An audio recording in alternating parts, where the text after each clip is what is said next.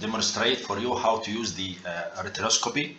This is a retinoscopy simulator in which we can just suggest any refractive error of the patients, and we will see now how to reach to the neutralization points and determine the refraction of the patients.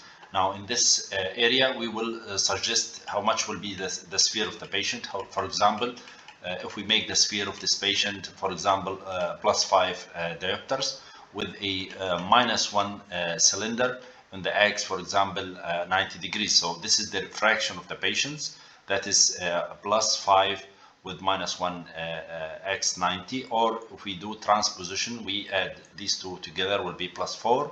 And then we change the sign of the cylinder and then also add 90 degree to the cylinder. So this is the transposition of this refractive error. Now, as you can see here, if you can see the streak, we will choose the best X for this patient. If we rotate the sphere, we move the streak like this, you can see there is a width movement in this direction. Now, if for example we change the direction of the streak so that there is no very clear coincide between the light streak and the reflex which is coming from the pupil. So the first step that you should make sure that your streak is coincide with the reflex inside the pupil. So in this case, in this position, it will be all right. You can see here, yes, this is the good position where there is coincidement between the light streak and this reflection from the inside the pupil. The second thing that we have to set the working distance. As you know, most of the working distance, we use the arm length, which is 2/3 of a meter, which is equal to around 1.5 diopter. So this is the working distance. And we start by neutralizing this meridian. So as you can see that there is a width movement of the reflex from inside the eye. So we will neutralize it by adding a spherical plus spherical lens. So if we add this, still there is width movement, as you can see here. So we will add more power. Still there is width movement. So we will add more power. You can see still there is a width movement, but now the light reflex becomes more brighter. So we are about to reach to the neutralization point. How you know that you have reached to the neutralization point? When you find the pupil reflex becomes more brighter and the movement of the light reflex becomes more faster and the streak becomes more sharp. So at that time you are about to reach to the neutralization point. So we will increase now more. You can see still the width movement is still there.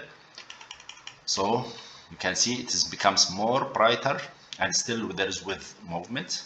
We will continue till we will see the reverse movement. Now you can see this is still with movement, so we will increase still with movement and the pupil becomes more brighter and the light streak becomes more very sharp. Now if we add plus, still there is with movement, so we'll add more.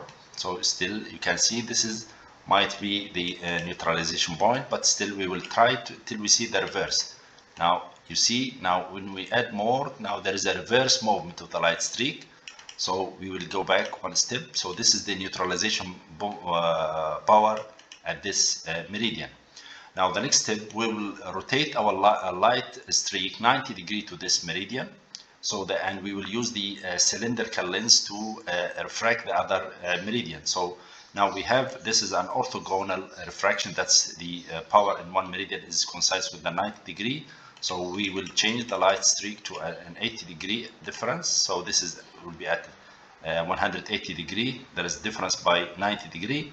And we will add the cylinder. Now, as you can see, still there is a width movement. So we will use a cylindrical plus lens.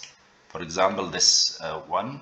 Now, the main important that the sign of the cylinder should coincide with the sign of the light streak. So we will rotate this to 180 degree similarly. So the sign of the cylinder coincides with the light reflex, the streak of our light, so that now we will refract the other meridian. You can see there is still width movement, so we'll increase the power of the cylinder. You can still see becomes the pupil more brighter and more very rapid movement, so we'll increase more. Now this is the neutralization point, but how to confirm? If you add more, you will have a reverse movement. You can see now since there is a reverse movement, so the previous one was the neutralization point. So this is our refraction for the patient, which is plus 5.5 diopter with plus 1 cylinder at the x of 180 degree, and this is before we subtract the working distance.